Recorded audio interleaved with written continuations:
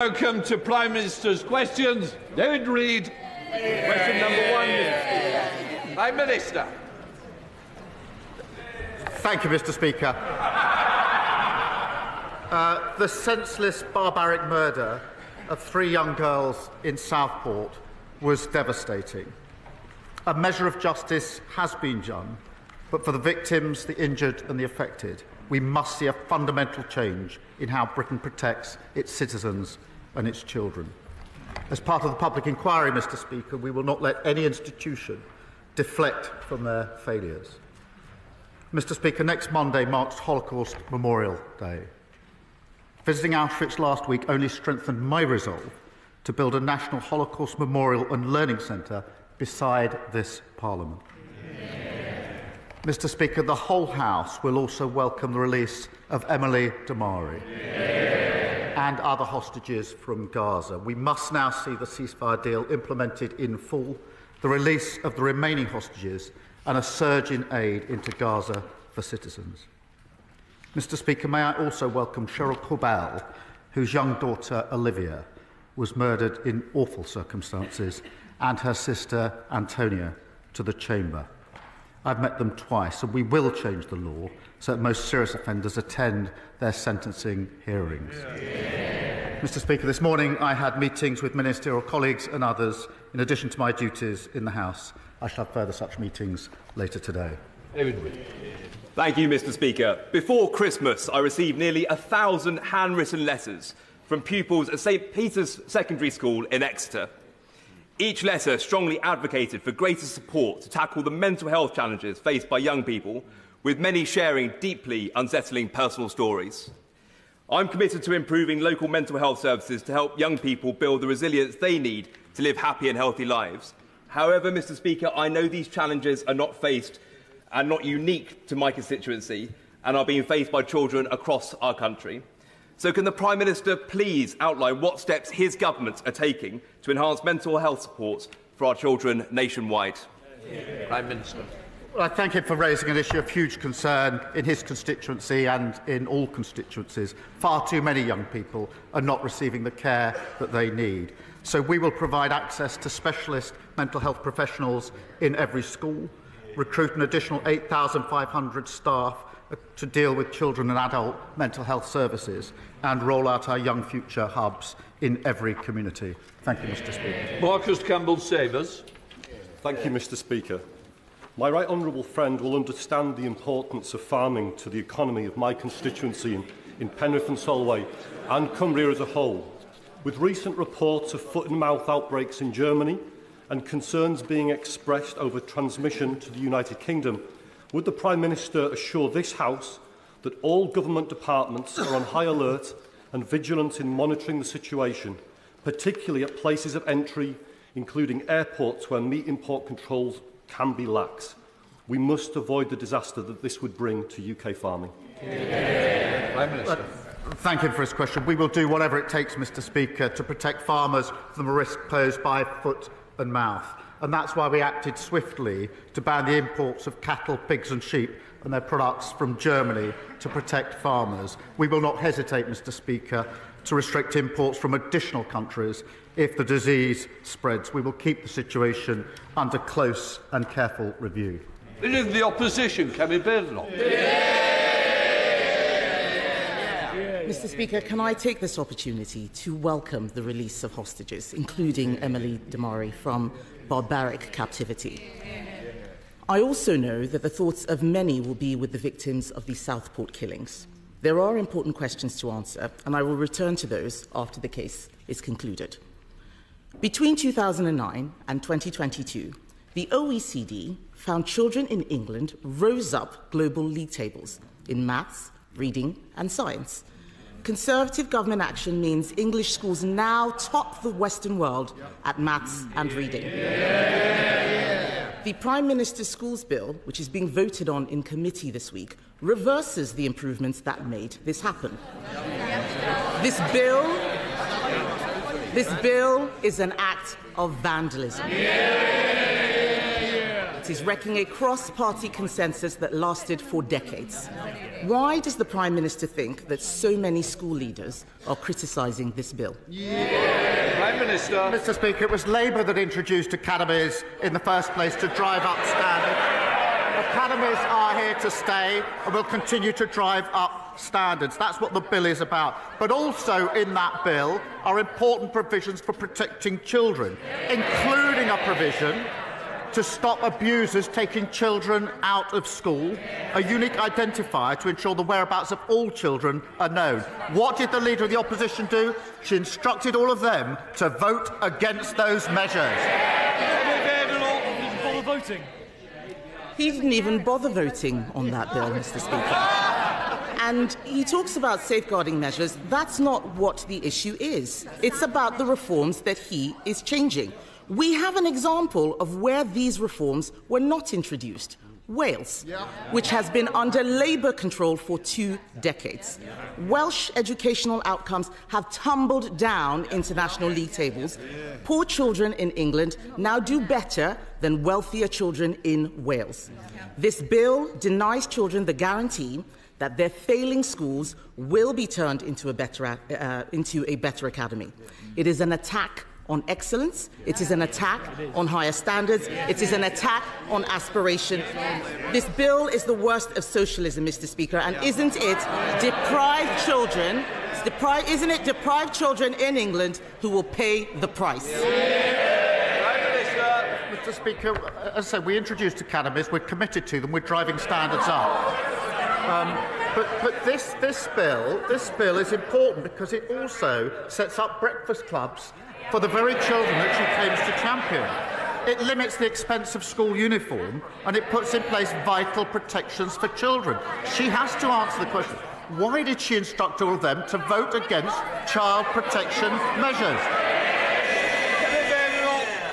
Mr. Speaker, the Prime Minister thinks that he can distract people from what is wrong with this bill. This is not about breakfast clubs and school uniforms. Teachers and parents will be horrified at just how bad this bill is. Even his own MPs may not realise it, but the bill will cut teachers' pay. It cuts pay for 20,000 teachers. His Education Secretary says there is not a ceiling for pay. They're all shaking their heads. They clearly haven't read the bill. She hasn't read the bill either. Because Clause 45 means teachers' pay will be capped. Did the Prime Minister know that the bill, as it stands, will cut teachers' pay? Prime Minister. Mr. Speaker, we do need flexibility in our schools. And if she'd hopped off social media for a while, she would have seen the amendment that was put down this morning to achieve that end. But she says this bill is not about child protection. We had a young child killed who was taken out of a school by an abuser. This bill closes that gap. That is urgently needed. We have children who have not gone back to school since COVID. This bill closes that gap. She can make her points on academies. We can debate academies, but to vote against the bill is a disgrace on all of them.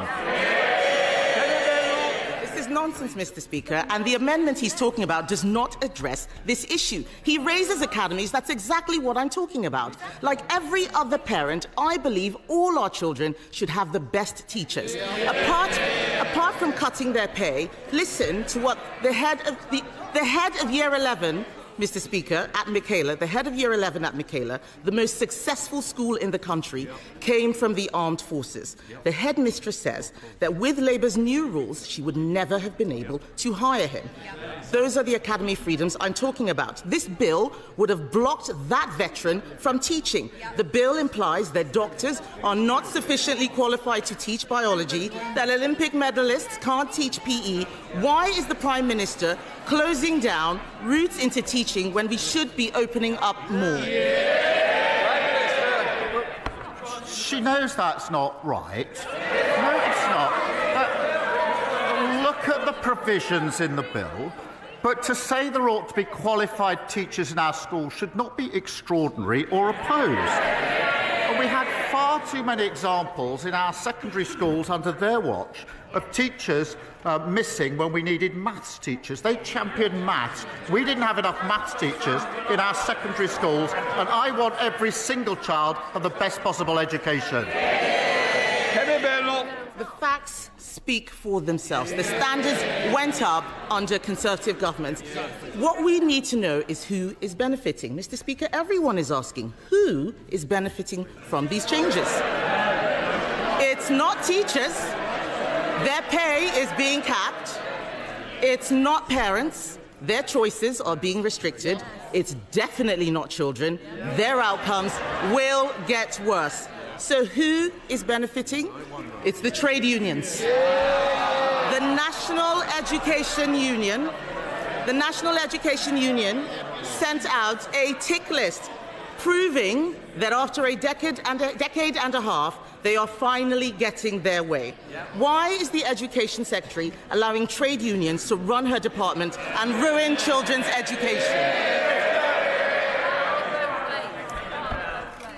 The bill benefits the children who need the nourishment of a breakfast club. The bill benefits the families that can't afford uniforms. The bill benefits the children who are currently out of school and nobody knows where they are.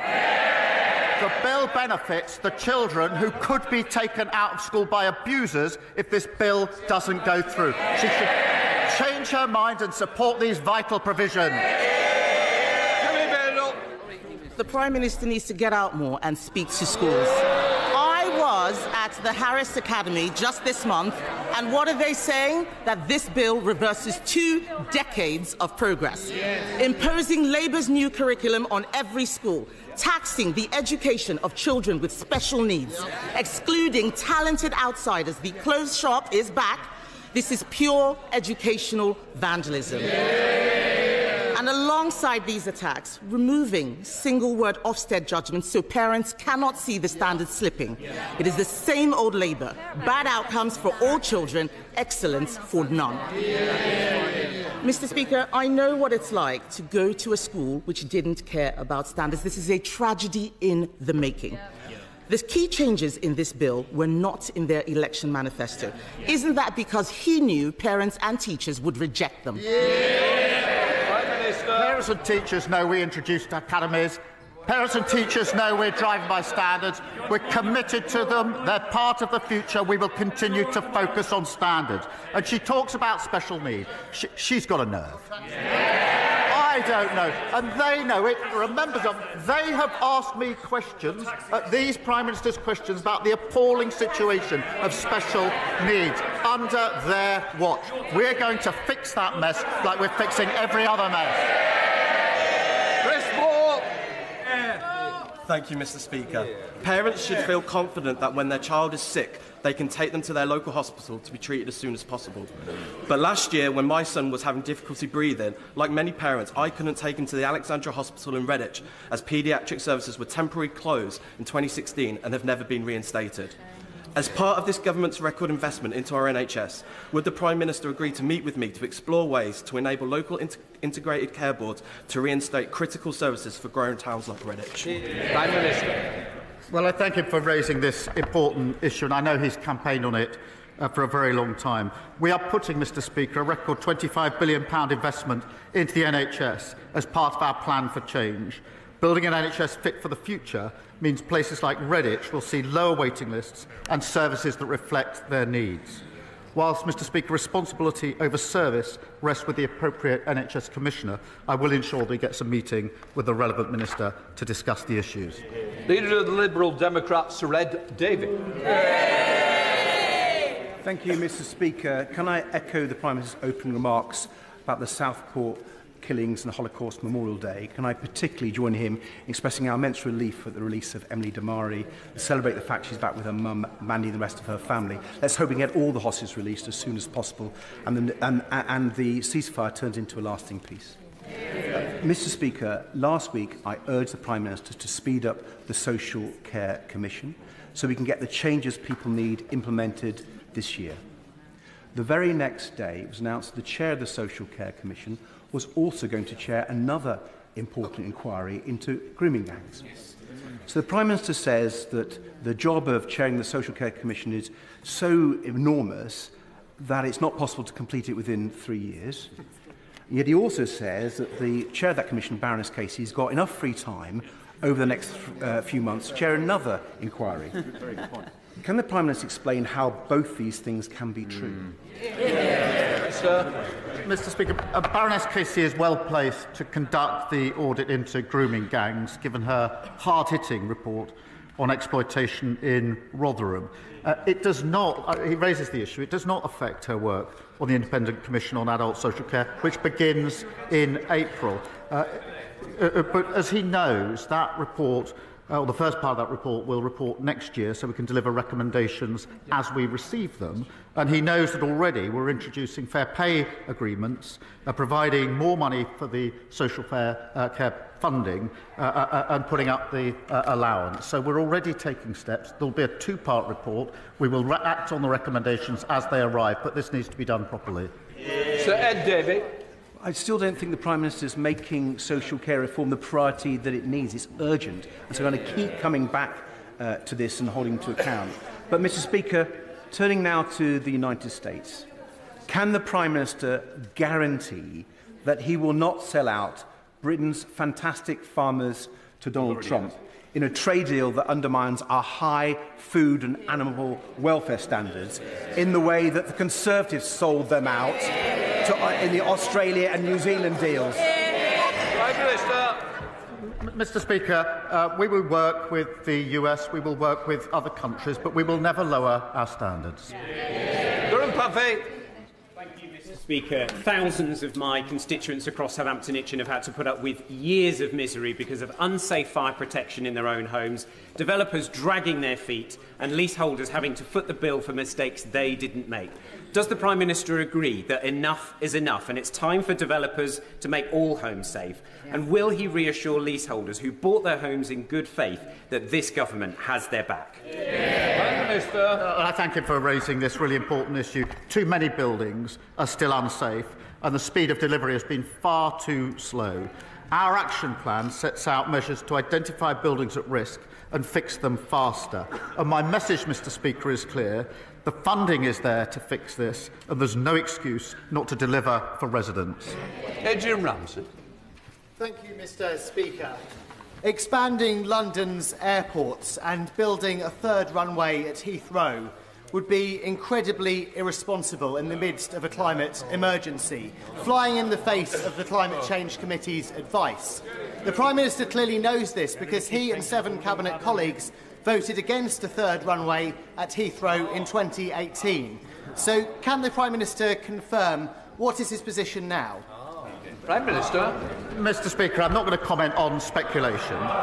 He knows that we are, as a government, we are committed to growth, we're committed to the aviation sector and to our climate obligations. But I'm not going to take lectures from those who talk about climate change but oppose vital renewable infrastructure in their own constituency. Solar farms. Thank you, Mr. Speaker.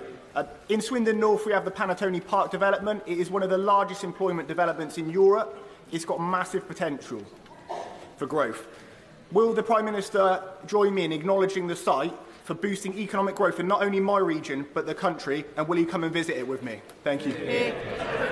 Prime Minister. At the heart of our plan for change is growth, Mr. Speaker, to fund our public services, create good jobs and raise living standards across the country. He's right to champion one of the largest brownfield sites in the UK, which could create over 11,000 jobs on site and add £1.2 billion to the economy. It underlines the importance of this government bringing economic stability, creating the National Wealth Fund and driving up growth. Luke Taylor. Thank you, Mr. Speaker. Recently, the Prime Minister visited Epsom Hospital, where he committed to not just paper over the cracks in the NHS after years of Conservative lies. Yet on Monday, his government confirmed that our St Helier Hospital will develop these wounds and the hospital will crumble. Mr. Speaker, St Helier Hospital will not survive the delay this has introduced. People will die and NHS staff will break. So I ask the Prime Minister, Will he apologise to my constituents as they wait years for a new hospital building? And will he visit the hospital with me to witness firsthand the dire situation our residents face? Prime Minister. Well, Mr Speaker, he's right to raise the concerns of his constituents, and I'm not surprised that they're frustrated or even angry at the lack of delivery under the previous government. There was no credible plan. Mr Speaker, they shut. Let me read the Infrastructure and Projects Authority's verdict on what we inherited. This is their words. There are major issues... Look, Prime Minister. Mr Philp, I expect better from the front bench. And I'm sure you're going to show better, Prime Minister. I think he was Liz Truss's right-hand man, so we wouldn't expect anything else. The verdict on the plan that he is talking about was this. Major issues. This is their record. They shouldn't be chuckling. Major issues on the definition, the schedule, the budget, the quality and the delivery. It was a fiction. Always was. Joe Platt. Thank you, Mr Speaker. Alongside Greater Manchester MPs, I recently met constituents who shared distressing accounts of malpractice by a spinal surgeon affecting many across the region. They have formed an injured staff and patient group, but despite a review, they feel justice hasn't been served and the Hospital Trust is yet to conduct a full patient recall. Will the Prime Minister arrange a meeting with the group and the relevant minister to help them get the justice that they deserve? Well, I thank her for raising this awful case, and the stories and accounts that she puts forward are heartbreaking and deeply concerning, and I will make sure that she and the group receive a meeting with the relevant health minister at the earliest opportunity. Sir Bernard. When it comes to his budget, which raised taxes, raised borrowing and raised public spending as a strategy for economic growth, when is the Prime Minister going to accept the words of the Labour Prime Minister in the 1970s, who explained to a Labour conference that in all candour that option no longer exists, and that the only way to obtain sustained economic growth will be by cutting taxes and cutting regulation? Prime Minister. Well, he must have missed recent reports. The ONS has just said that we've got the highest investment for 19 years. The PwC have just said that this is the second best place to invest in the world. The IMF have just upgraded growth, now saying we're predicted to be the fastest growing major European economy. Wages are up and inflation is down. That's after just 6 months. Rosie Writing. Thank you, Mr Speaker. Kettering General Hospital is where I was born and cared for as a premature baby. But after 14 years of the Conservatives underfunding the NHS, that same maternity ward is partially closed because of RAC. And after giving birth, mothers are transported outside through the car park to receive postnatal care. So will the Prime Minister visit Kettering General to discuss how we can support services like the maternity ward and while we await our rebuild? Prime Minister. Well, she's been a determined champion of Kettering General Hospital, and rightly so. And there are deep anger about the delay to the works because of the failure to have a plan on the party opposite. But while we implement our affordable and deliverable plan to build a new hospital, I can reassure her, Mr Speaker, that the RAC identified at Kettering General is being mitigated and replaced through the National RAC programme. Mike Martin. Thank you, Mr Speaker. Before Christmas, Lord Robertson, who's leading the Strategic Defence Review, came before the Defence Select Committee and told us that he couldn't guarantee that the strategic outcomes from the review would be fully funded. Recently, we've also heard in media reports that the review might be delayed until the autumn, so that's a delay of 6 months. Will the Prime Minister take this opportunity to state categorically to the House that the Strategic Defence Review, with its important requirements for the defence of our nation, will be fully funded and delivered on time? Prime Minister.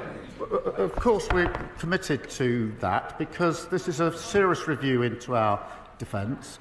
It needs to make sure that we understand the challenges we face and have the capability to deal with those challenges in the modern era. So that's the exercise that's going through. We've committed to the path to £2.5 As he knows, the last time 2.5% was spent on defence was under the last Labour government. And that is the difference between the approach on this side of the House and the approach on that side of the House. Huddersfield Royal Infirmary has recently reduced its elective waiting list from a high of 4,000 to just 20. Will the Prime Minister join me in paying tribute to NHS staff at my local hospital? Will he ensure that the NHS learns from the HRI's innovative approaches, such as the use of AI for scans and its partnership with Huddersfield University's National Health Innovation Campus? And whilst the Prime Minister does his hospital tour, can I also invite him to Huddersfield to see the transformative work being done? Prime Minister. Look, can I thank her, because the achievements of the hard-working staff at Huddersfield Royal Infirmary prove that you can bring down waiting times through our plan for change. And it is important we're applying that best practice and innovation across the NHS. We must do more. We inherited record waiting lists, and we are now bringing them down. Andrew Snowden. Very much, Mr. Speaker. In what is supposed to be a honeymoon period for a new government, the Prime Minister has sacked his Chief of Staff, forced his City Minister and Transport Secretary to resign, whilst Number 10 has been briefing against the Pensions Secretary, Home Secretary and Education Secretary. Is it not time that the Prime Minister accepts that the root causes at the heart of this government are with him, not them? We just won a landslide victory, and we've got a massive majority. We're getting on with the job. And, Mr. Speaker, I don't think we saw. Look at the sheer number of ministers that they got through on a yearly basis, causing instability in every conceivable department. Paul Davies. Thank you, Mr. Speaker. In 2016, I was diagnosed with colon cancer and had excellent treatment at Huddersfield Royal Infirmary. I was one of the lucky ones, as the Tory governments after 2015 failed in the fight against cancer, with over 380,000 patients in England not treated on time. What assurance can the Prime Minister offer Colne Valley residents that the reforms and extra investment he's announced will address this issue? Prime Minister. Well, can I start by wishing him a speedy recovery from his recent treatment? And thank the doctors and nurses who treated him. Under the previous government, there was no progress made in diagnosing cancer at stage 1 and 2 between 2013 and 2021. That is an appalling inheritance. We are spending £1.5 billion on new surgical hubs and diagnostic scanners to ensure cancer patients get the care that they need. Thank you. Thank you, Mr. Speaker. Eating disorders are the mental health disorder with the highest mortality rate. We have 1.2 million sufferers at least. Some are being told that they are now too ill to be treated, yet eating disorders are entirely treatable. Today, the Eating Disorder APPG is publishing its report of how to make eating disorder services fit for purpose. Can I ask the Prime Minister to pay very close attention to that report? Prime Minister. Can I start by recognising her dedicated work and campaigning on this issue for many years. NHS England is expanding eating disorder treatment services, including crisis care and intensive home treatment. And as she knows, the Online Safety Act will prevent children from encountering harmful product content that promotes eating disorders to services. And we will look very carefully, obviously, at the report that is being published and consider its recommendations. Sarah Owen. Thank you, Mr. Speaker. In the past few days, Luton has suffered 2 stabbings, as well as 1 woman murdered, another seriously injured, and a manhunt is currently underway for the suspect. This January alone, there have been at least 12 recorded violent offences in Luton. After decades of being funded as a rural police force, Bedfordshire has had to make do with special grants to tackle serious and violent crime. Does the Prime Minister agree that proper police funding is essential for keeping people in Luton North safe? And will he ensure Bedfordshire Police receive the grants we need to fight crime on our streets? Well, I thank you for raising this case. And she and I have met far too many families devastated by this senseless violence. We are taking urgent action to ban zombie-style knives and regulating the online sale of knives. It is unacceptable that these murder weapons can be bought with 2 clicks. Technology is there to stop it, and we're going to take action. And on the resources, we're putting an additional 13,000 police into neighbourhood roles and allocating £85 million to Bedfordshire Police in funding to keep her constituents safe. Mr. Speaker, may I associate with the remarks from the Prime Minister regarding the ceasefire and the release of hostages, and let's all pray that the remaining hostages on both sides are released as soon as possible. Since the ceasefire in Gaza came into effect, Israeli forces have placed the whole of the West Bank under strict military inspection as part of the Iron Wall operation. The IDF has launched a large-scale offensive operation in the city of Jenin, with numerous drone strikes on the infrastructure and a military raid by IDF troops and special forces in the occupied West Bank. At least 9 people have been killed by Israeli forces and 40 people injured, including several healthcare workers. What steps is the government taking to urgently protect Palestinians, including healthcare workers, and to prevent atrocities in the West Bank? And will he outline the UK's response to the ICJ advisory opinion on Israel's unlawful occupation? Minister. I'm deeply concerned by what's happening in the West Bank, and we've raised it a number of times in the various exchanges that we've had, but I am deeply concerned about it, and we're doing everything we can to alleviate the situation. Sarah Edwards. Thank you, Mr. Speaker. Tamworth Castle, boasting 1,000 years of history, was recently added to the Heritage at Risk Register following my campaign about its future. Despite needing repairs, it provides a unique and valuable learning environment, welcoming both the public and schools to learn about Tamworth's rich history. Will the Prime Minister come and visit Tamworth Castle to see how an 11th century castle is providing 21st century learning opportunities whilst promoting local heritage? Prime Minister. Can I thank you for a kind invitation? I particularly enjoyed Tamworth's recent FA Cup heroics against Tottenham, albeit they didn't quite win. Mr. Speaker, we are committed to protecting our most vulnerable heritage, and I know Historic England is working closely with Tamworth Borough Council to preserve this local treasure for future generations. It's particularly important to continue school visit programmes supporting our mission to get every child the best opportunities in life. Alison Bennett. Thank you, Mr. Speaker. Across England, there are 95,000 students who attend non-academised sixth form colleges. Of those colleges, 32 are currently on strike because the government didn't settle the funding for them back in last summer. I wonder, could the Prime Minister tell me whether he intended to create a 2-tier education system for sixth form students who are the victims of the COVID crisis? Prime Minister. We have put more money into colleges, and it's really for them to deal with these disputes, as she knows. Lee Ingham. Mr. Speaker, from Stafford to Eccleshall to Loggerheads, my constituents are sick and tired of having their properties and businesses devastated by flooding. The last Conservative government did not invest enough in flood prevention measures to stop this from happening. Can the Prime Minister assure me and my constituents that he will prioritise flood prevention investment before the homes and businesses on Sandon Road in Stafford disappear completely into Sandyford Brook? Prime Minister. Well, my sympathies go to her constituents. Far too many are experiencing terrible flooding. I visited there last year and met them, and they talked me through the misery of their experience. We inherited flood defences in their worst condition on record.